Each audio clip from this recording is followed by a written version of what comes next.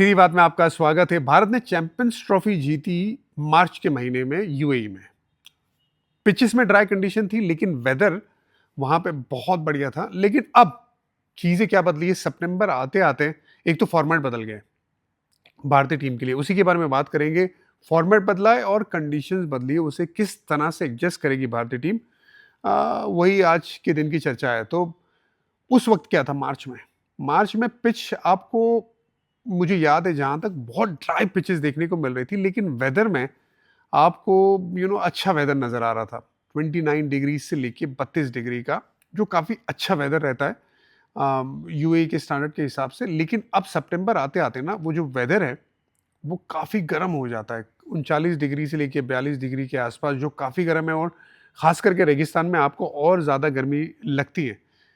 लेकिन टी20 फॉर्मेट बदल गया है। अब शाम को जब मैचेज़ होगी, तो उसका असर क्या पड़ेगा? देखिए, असर ये पड़ेगा कि उस टाइम में इतनी ज़्यादा शबनम, मतलब ड्यू की परेशानी नहीं थी, लेकिन ड्यू की परेशानी इस महीने में जब यूएई में टूर्नामेंट होता है कोई भी, तो ये रहता ज़रूर है। अब उससे टॉस पे बड़ा फ़र्क पड़ जाता है। मतलब आप टॉस जीते हो, जनरली आप बॉलिंग करते हो और फिर आप चेज़ करना चाहते हो, क्योंकि गेंद बल्ले पे बहुत अच्छे से आती है। सेम टेम्पलेट ज़्यादातर यहीं पे देखने को मिलेगा। ज़ाहिर-सी बात है, अबू धाबी का मैदान भी है। अबू धाबी का जो मैदान है वो खुला मैदान है। हवा चलती रहती है। हवा चलने की वजह से इतनी ज़्यादा शबनम नहीं आती है। अब दुबई का मैदान ऐसा नहीं है ना। दुबई का मैदान आपने देखा हुआ है, एकदम से बंद है, और दुबई में हमेशा वो शबनम की परेशानी रहती है। हमें याद है पिछले जब मुकाबले भारत ने खेले थे वहाँ पे, अगर हम 21 की तरफ जाए, 2021 में, तो बाद में गेंदबाज़ी करना इतना आसान था, है नहीं और था भी नहीं। सेम चीज़ इस टूर्नामेंट में भी हो सकती है। तो टॉस एक बहुत बड़ा क्रूशियल फैक्टर होगा। ग्राउंड्समैन ने बाकायदा कोशिश वो करेंगे कि घास लगाए पिच पे, ताकि अच्छा कैरी हो, टी20 टूर्नामेंट है, हाई स्कोरिंग मैचेस देखने को मिले। लेकिन भारत के नज़रिए से, अगर हम टॉस जीत जाते तो बहुत बढ़िया है।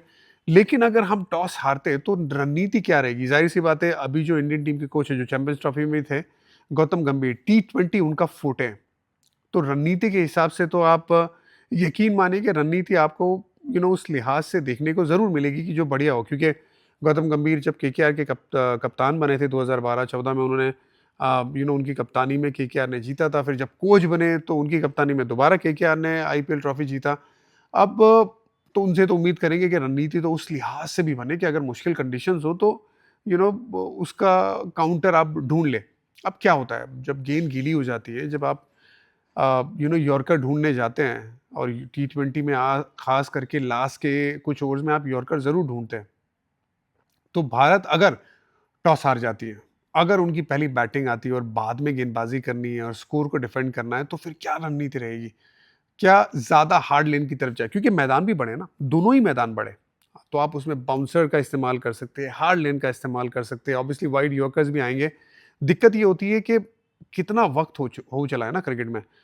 गेंद जब गीली होती है शबनम के साथ, ड्यू के साथ, तो हमने कई बार सुना है कि यार, हमने भी किया है कि बकेट में, प्रैक्टिस में बकेट का इस्तेमाल होता है, पानी भरा जाता है, बॉल को ना उसको सोक किया जाता है और फिर बॉल डाला जाता है, ताकि वो रेप्लिकेट कर सके जो मैदान में होने वाला है गेंद गीली होने के साथ, क्योंकि सीम ना हाथ में आती ही नहीं है। आप यॉर्कर डालने जाते हैं, यॉर्कर गिरता नहीं, कभी फुल टॉस हो जाता है, कभी लेंथ हो जाता है, हाथ से जैसी छूटनी चाहिए गेंद वैसे नहीं छूटती है। एक एडेड एडवांटेज हो जाता है बल्लेबाजों को और डिसएडवांटेज गेंदबाजों को।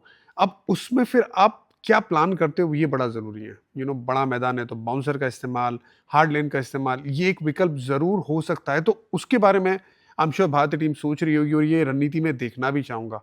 सो कहने का मतलब ये है कि कंडीशन जो बदली है, उससे रिज़ल्ट पे भी बहुत ज़्यादा फ़र्क पड़ेगा। इसी वजह से रणनीति आप क्या लेके आते हैं, वो भी देखना होगा। उम्मीद ये है कि भारतीय टीम ज़्यादा से ज़्यादा टॉस जीते, जिससे बहुत ज़्यादा फ़ायदा हो। लेकिन ऐसी टीम है ना, जो बाकी टीमों पे नज़र डालेंगे भारतीय टीम, तो सबसे ज़्यादा मज़बूत है।